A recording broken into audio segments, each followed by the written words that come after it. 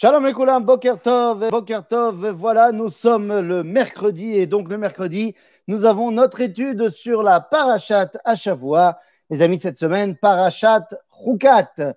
Parashat Chukat, alors une parasha évidemment, j'ai envie de te dire, centrale dans l'histoire d'Israël.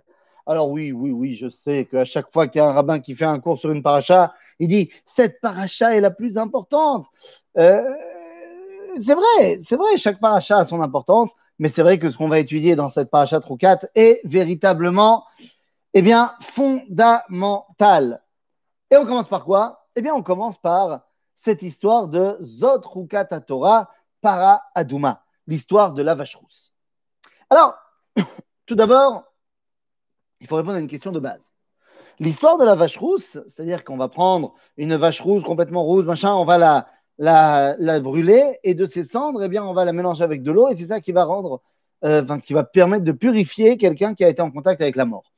Ça, c'est pour ce qui est des détails de la chose. Mais il faut savoir que, d'après nos commentateurs, eh bien, la vache rousse, bien que la paracha de la vache rousse soit notée ici dans le livre de Bamidbar, eh bien, en vérité, elle a été donnée 38 ans auparavant, c'est-à-dire, elle a été donnée juste après la sortie d'Égypte. Les lois de la vache rousse. Alors, la question est pourquoi est-ce qu'elle est marquée à ce moment-là? Et une réponse, c'est-à-dire beaucoup plus tard, et une réponse qui est donnée relativement souvent, c'est que dans notre paracha, nous commençons l'ère des guerres. Or, dans la guerre, eh bien, il y a beaucoup plus de cas de gens qui vont mourir. Et tu vois la mort autour de toi. Et donc, tu pourrais te dire que la mort est la fin du voyage. Eh bien, non. La para Adouma vient t'expliquer que la pureté doit l'emporter sur le vide laissé par la mort. Alors, ça, c'est de manière très générale. Mais je voudrais m'intéresser à une autre chose. On appelle ça Zot Chukat Torah. Et on dit que c'est donc un chok.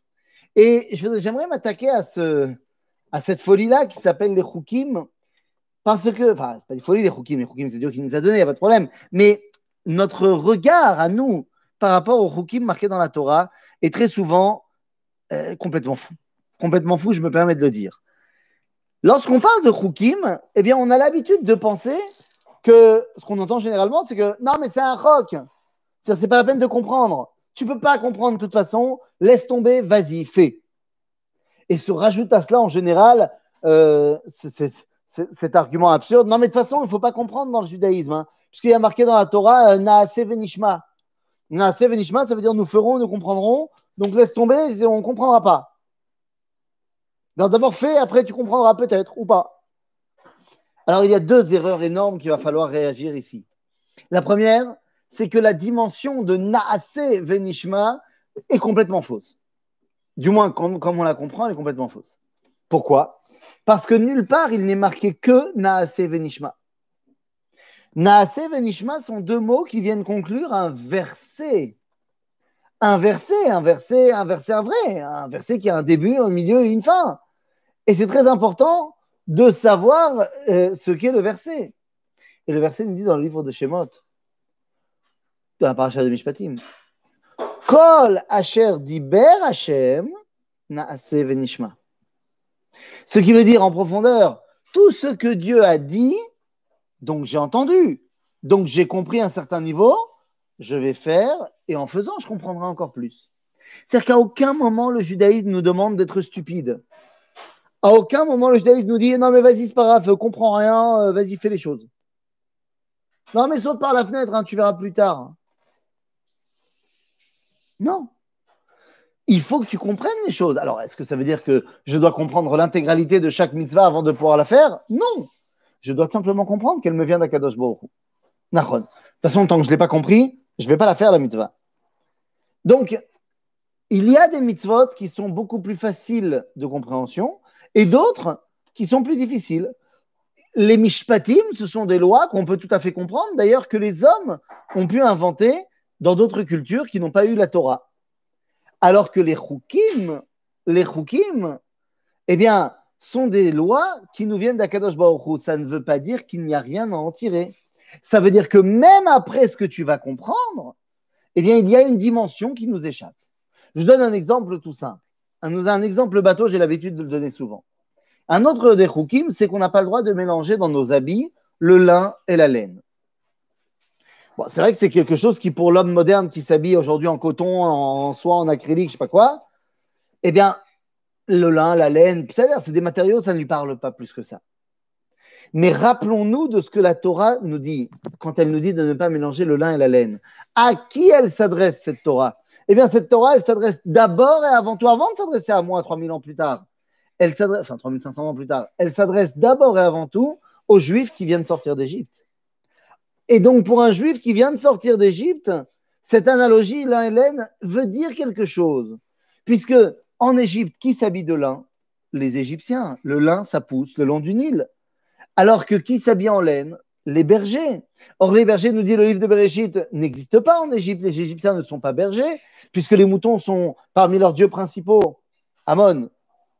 Donc, ils ne sont pas bergers. Les Hébreux, par contre, sont des bergers. Donc, quand après 210 ans en Égypte, on vient et on te dit, le lin, c'est les habits des Égyptiens. La laine, c'est les habits des Hébreux. Eh bien, tu sais quoi? Tu ne mélanges pas le lin et la laine. Eh bien, dans la tête des Juifs qui sortent d'Égypte, c'est une évidence. Il s'agit de ne pas s'assimiler.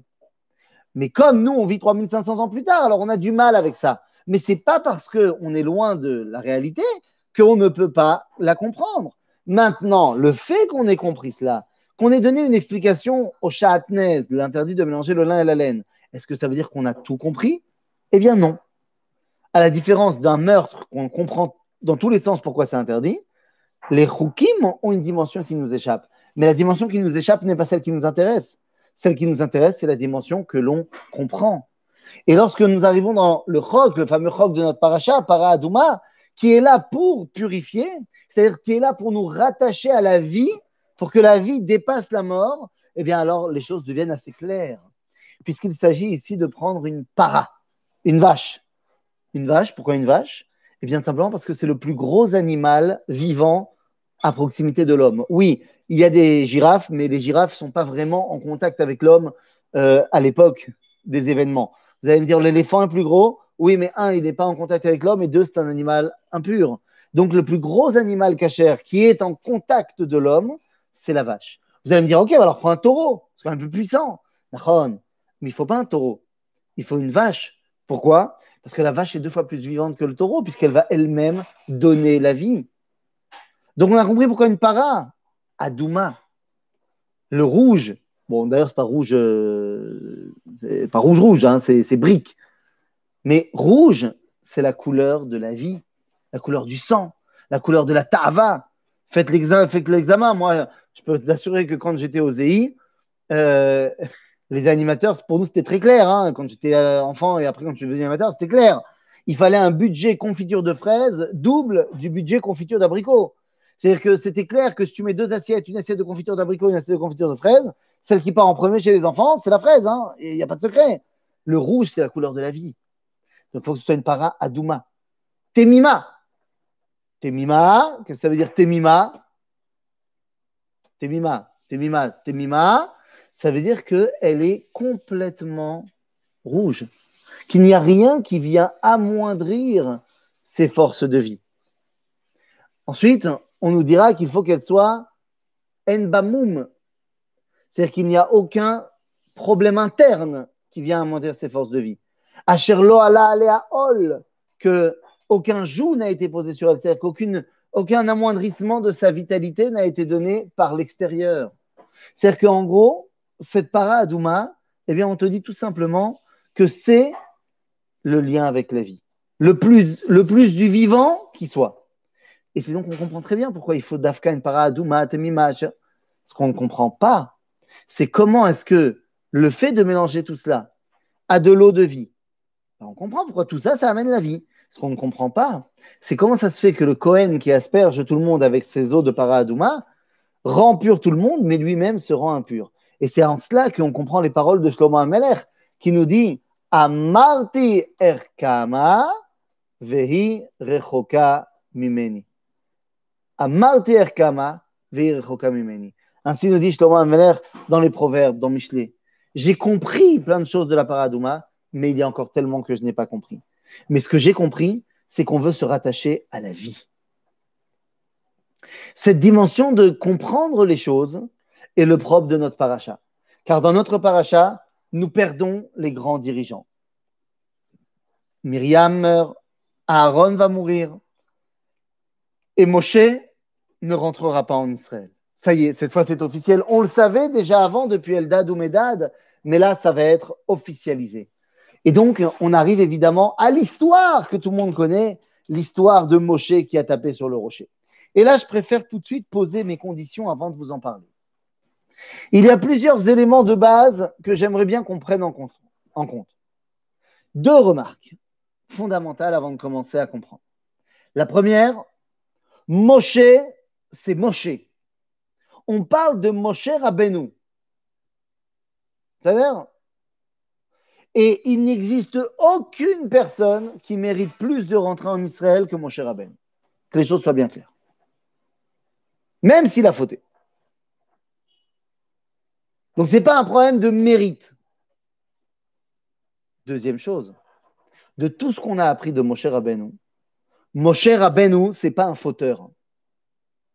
Moshe Rabbeinu, je ne peux pas accepter l'idée qui malheureusement, on la retrouve dans plein de commentateurs quand on les lit mal.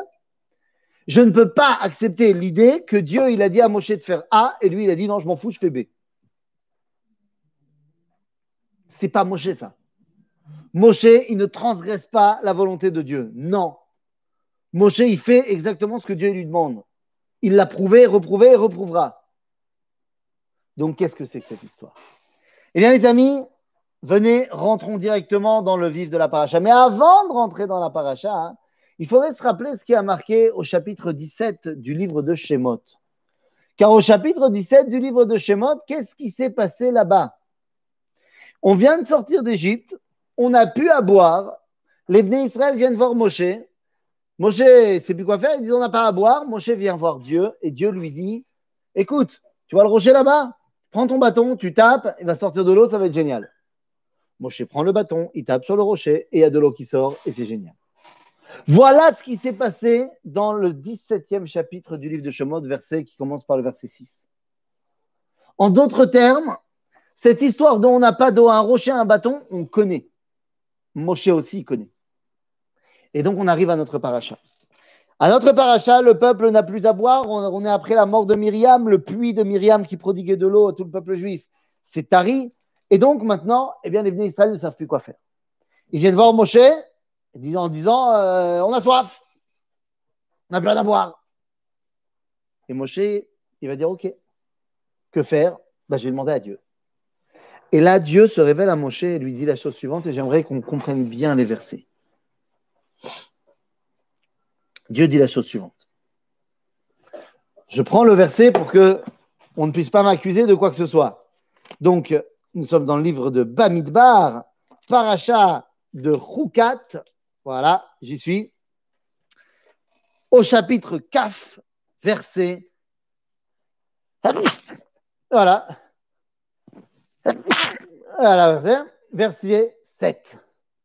Donc, chapitre 20, verset 7 du livre de Bamidbar. Vaïdaber Hashem el Moshe lemor. Et Dieu a dit à Moshe, Kach et amaté. Kach et amaté. Prends le bâton.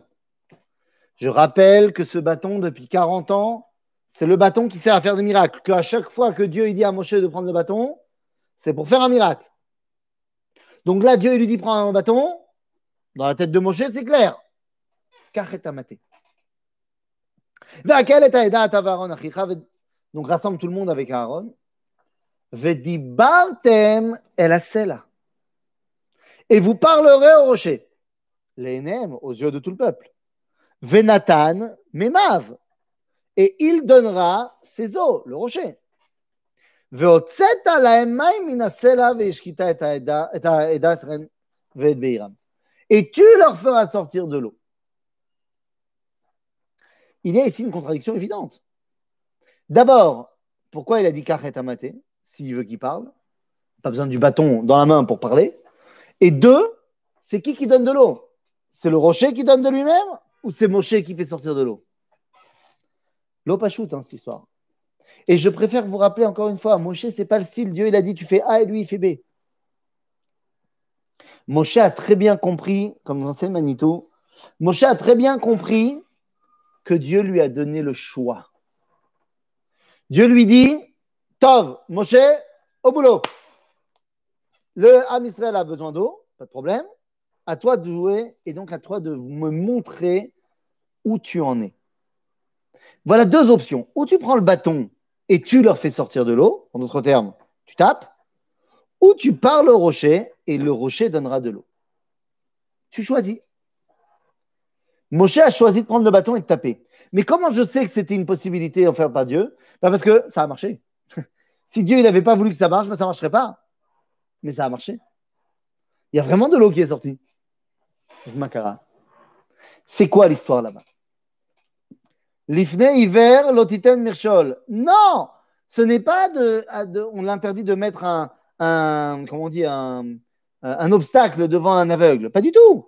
C'est pas où je te donne la possibilité de fauter ou je te donne la possibilité de ne pas fauter. Ni ça, c'est une faute. Non, ce que je te dis, il ne s'agit pas de faute. C'est-à-dire que le fait que Moshe prenne le bâton et tape n'est pas une faute. C'est une des options données par Dieu. Mais il faut savoir que chaque action entraîne une réaction. Chaque chose que je fais dans ce monde a une implication. Moshe décide de prendre le bâton, de taper sur le rocher, ça marche, ça donne de l'eau, et Dieu répond, Vayomer. Vayomer Hashem el Moshe. Vayomer, nous disent nos sages, c'est la Shon Raka. C'est-à-dire qu'il n'est pas du tout énervé contre lui. C'est pas Vaïcharav, c'est pas Vaïdaber, Vayomer. Et Dieu lui dit, ok, לכן לא תביאו, כי יען לא האמנתם בי להקדישני לבני בני ישראל, לכן לא תביאו את הקהל הזה לארץ. Il dit, ah bon? Qu'est-ce qu'il faut? Qu'est-ce qu'il te faut? Là, Yann, c'est ce que je suis en train de dire. Dieu lui dit, ok, donc là, Yann, lo emantem bi, en quoi lo emantem bi? C'est quoi lo emantem bi? Lo emantem bi, je te signale que je sais pas. Essaye, tu sais quoi, Alex? Il n'y a pas de problème. Prends un bâton après le travail, va voir un rocher et tape dessus. Tu verras s'il y a de l'eau qui sort. Moshe, il est conscient qu'il n'y a que Dieu qui peut faire sortir de l'eau si jamais on tape sur un rocher. Donc, Baruch qu'il a la émouna dans Kadosh Baruch Hu. Et là-bas, Lian lo emantem bi lehagdisheni leine bene Israël. Mais qu'est-ce que ça veut dire? Vous ne m'avez pas fait assez confiance pour me sanctifier aux yeux des béné Israël. Desquels? De ceux-là. Lachen lotaviu et akal hazeh. Et c'est donc la raison pour laquelle vous n'amènerez pas ce peuple en Israël. Tout le truc se trouve dans ce peuple-là. Et maintenant, je vais vous expliquer de quoi il s'agit. Pourquoi est-ce qu'il y a 38 ans, quand le peuple avait soif, Dieu a dit « Prends le bâton, tape sur le rocher » et tout le monde était content et à Kol Tov. Alors qu'ici, il y a cette dualité où tu parles ou tu tapes. Bien, les amis, c'est un mifran pour Moshe. C'est un examen pour Moshe de savoir est-ce qu'il est conscient devant quel peuple juif il se tient. Comprenez-moi bien. Lorsqu'on sort d'Égypte, Am Israël, ce sont des bébés. Ils ne sont pas capables de se gérer tout seuls. Ils ne sont pas capables de se débrouiller tout seuls. Il faut que Moshe fasse tout le boulot. Et ils ont soif, et ben c'est Moshe qui prend le bâton, qui tape et qui fait sortir de l'eau à tout le monde. Et qui donne à boire à tout le monde. Je suis sûr que c'est lui qui a rempli les gourdes. Mais les amis, non mais, Alex, 2 secondes avant de poser les questions, écoute, parce que je réponds aux questions avant même que tu les poses. Là, le peuple qui est face à Moshe n'est plus du tout le même peuple. C'est un peuple qui a grandi dans le désert, pour voir même qui est né dans le désert. C'est un peuple qui n'a pas connu l'esclavage. C'est un peuple qui est prêt à prendre ses responsabilités. C'est le peuple qui va tout simplement rentrer en Israël. Exactement. Là, c'est une bonne question. Là, c'est une bonne question. Pourquoi Myriam, elle ne rentre pas en Israël? A priori, elle n'a pas fauté. D'ailleurs, a priori, Aaron non plus, il n'a pas fauté.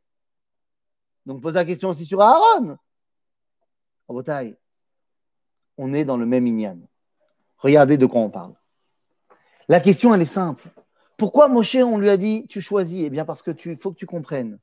Est-ce que c'est le même peuple ou pas? Le peuple qui vient de sortir d'Égypte, que tu as accompagné pendant si longtemps, ne pouvait pas se gérer sans toi. C'est à toi de tout faire. C'est toi qui prends le bâton, c'est toi qui tapes et c'est toi qui fais sortir de l'eau. Parce que un peuple de bébés, il a besoin d'un adulte qui fasse tout le travail. Mais Dieu dit à Moshe, est-ce que maintenant tu comprends que ce n'est plus le même peuple, que c'est un peuple d'adultes qui va rentrer en Israël? Ce peuple d'adultes, il a besoin certes de guides, mais le guide, il doit les guider. Il ne doit pas faire tout le boulot.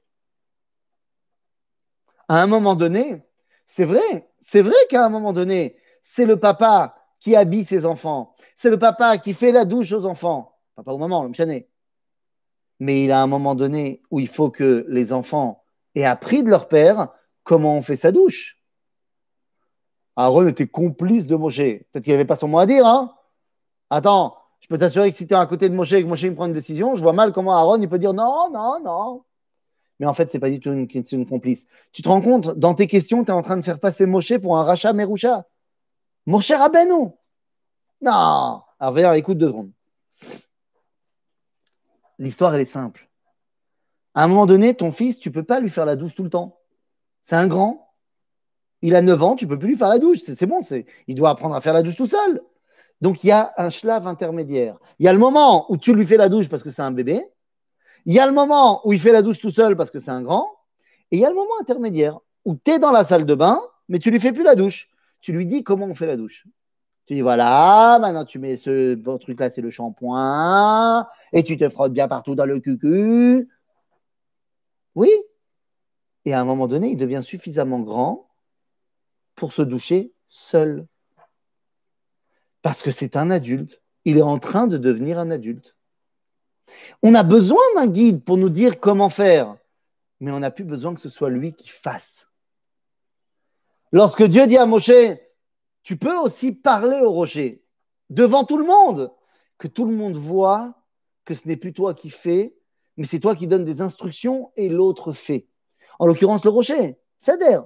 Mais pour le peuple juif, ça fera un grand ridouche que maintenant Moshe il peut parler, donner les directives de Sefer Dvarim, et nous on les met en pratique. La reine, Dieu il dit à Moshe, hein, vous n'avez pas eu foi en moi, de quoi? De me sanctifier aux yeux de ce peuple-là. Car ce peuple-là, il a grandi. Il n'a plus besoin que tu fasses. Il a besoin que tu lui dises comment faire, mais c'est lui qui va faire. Ainsi, Moshe Rabbeinu n'est pas puni. Il y a une conséquence, tout simple. Il dit, ah bon, tu as décidé de taper. Le peuple avec qui tu avais besoin de taper ne rentre pas en Israël. Tu ne rentres pas non plus en Israël. Et il faut bien comprendre cela. Moshe, Aaron et Myriam symbolisent les miracles, symbolisent les moments où on ne peut pas se gérer tout seul. Myriam, c'est le puits de Myriam. Aaron, c'est les nuées protectrices. Moshe, la manne, tout ce que tu veux. C'est-à-dire que Moshe, Aaron et Myriam, tant qu'ils sont là, on sait que les miracles, on n'a pas besoin de faire. Dieu y fait. La mort de Moshe, Aaron et Myriam, alors Moshe il mourra plus tard, mais là on nous dit qu'il va mourir, qu'il ne rentrera pas en Israël. La mort de Aaron et Myriam dans cette paracha vient tout simplement nous dire qu'il est temps que le peuple juif sorte de l'époque des miracles, l'époque des sorteurs d'Égypte, pour rentrer dans une époque où c'est à eux de grandir et d'agir. Comprenez-moi bien. Akadosh Baruch Hu a promis la terre d'Israël. À qui? Aux Bnei Israël, Nahon? Aux Bnei Israël. Aux enfants d'Avraham, Yitzhak, Yaakov. Ces mêmes enfants ont été comparés dans le Midrash, et pas que dans le Midrash, dans la Torah, dans la Brit Ben Abetarim. Am Israël a été comparé aux étoiles du ciel. D'un autre côté, Moshe, dans la Gemara, dans le traité de Baba Batra, on nous dit qu'il est comparé au soleil, alors que Yahushua est comparé à la lune. Qu'est-ce que ça veut dire? Vous avez déjà vu, là, en pleine journée, les étoiles? Non. Pourtant, elles sont là. Et pourquoi tu ne les vois pas? Parce que le soleil, il est trop grand, il est trop puissant, il éclipse tout. Moshe, il ne peut pas rentrer en Israël. C'est ce qui se passera d'ailleurs dans Vaïtranan, où il suppliera de rentrer. Il dit, OK, je fais tchouva, je veux rentrer. Juste tranquille, c'est Yahushua le patron, mais moi, je veux juste rentrer. Dieu, il dit, tu ne peux pas. Tu ne peux pas parce que quand toi, tu es là, tu as une telle lumière que ça éclipse tous les autres. Or, la terre d'Israël, je l'ai donnée au Ham Israël et pas à Moshe. Yoshua, c'est le manig, le chef, la lune. On voit qu'il y a un truc plus grand que les étoiles.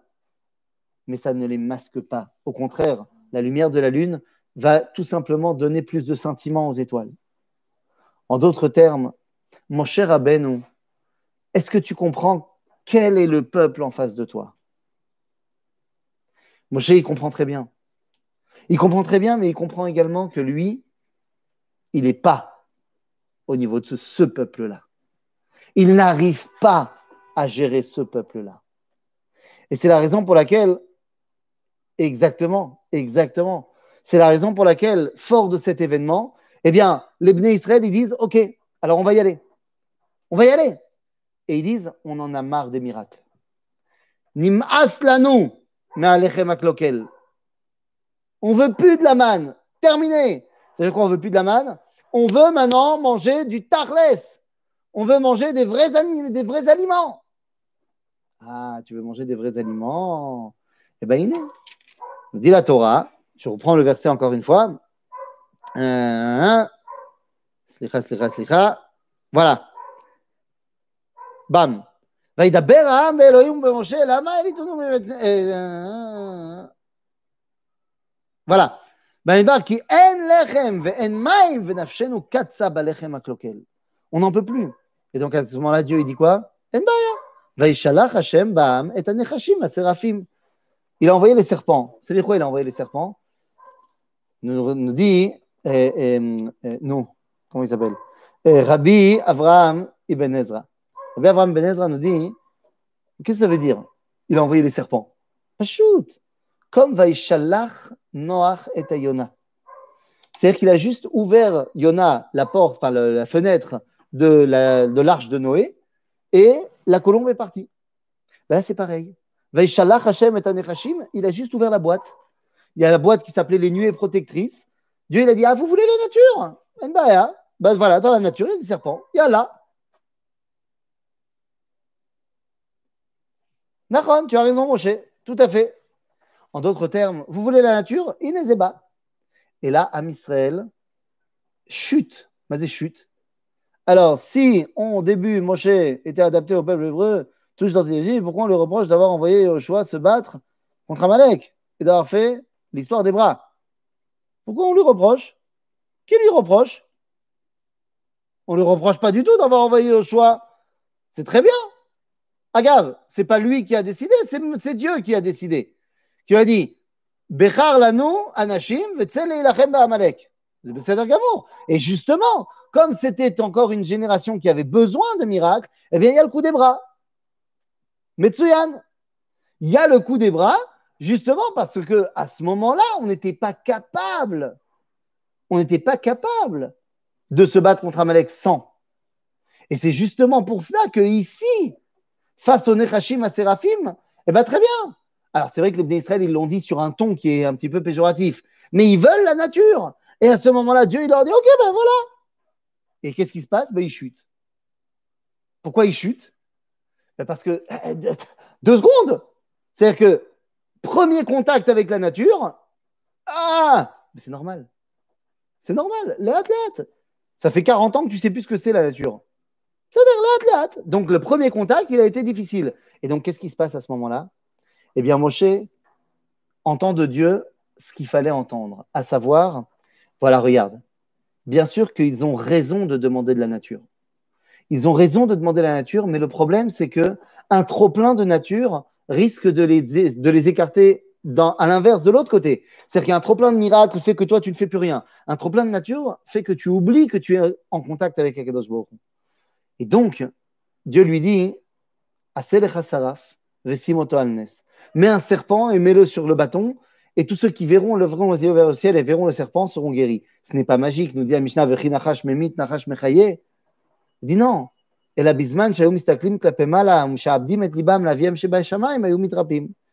que le fait de regarder le serpent, et vous remarquerez que c'est un truc complètement naturel. C'est-à-dire que Moshe vient de dévoiler par l'intermédiaire de Dieu les sérums. Il dit on combat le mal par le mal. C'est-à-dire que c'est un serpent qui vous a fait mal, ben, il faut le sérum du serpent, bien sûr. Et c'est pour ça que dans tous les symboles de médecine, ça sera le bâton entouré d'un serpent. Et c'est pas Asclépios, Esculape, qui en est l'origine, le dieu des médecins chez les Grecs, mais il a été piqué ça chez nous. C'est le Nachash Nechoshet de Moshe. C'est-à-dire que le Nachash Nechoshet vient dire, voilà les gars, face à la nature, il faut utiliser les armes de la nature sans jamais oublier de relever un petit peu les yeux et de regarder vers le ciel. La paracha de Chukat, c'est donc la paracha fondamentale qui nous permet de passer de l'âge des enfants à l'âge adulte. C'est ce qui nous permet de passer du moment où on était complètement dépendant de Moshe au moment où on peut enfin commencer à se prendre en main. Et c'est pour ça que dans les guerres qui vont suivre, eh bien, les guerres de Sichon et Og, bien que Moshe soit présent, ceux qui font la guerre, ce sont les Béné Israël. Parce que ça y est, on est prêt maintenant à prendre notre responsabilité et à devenir ceux qui vont conquérir la terre d'Israël pour dévoiler Dieu dans ce monde. Ne plus attendre des miracles qui viennent chambouler les lois du monde que Dieu a créé, mais au contraire, dévoiler Dieu dans le monde. Shabbat Shalom à tous.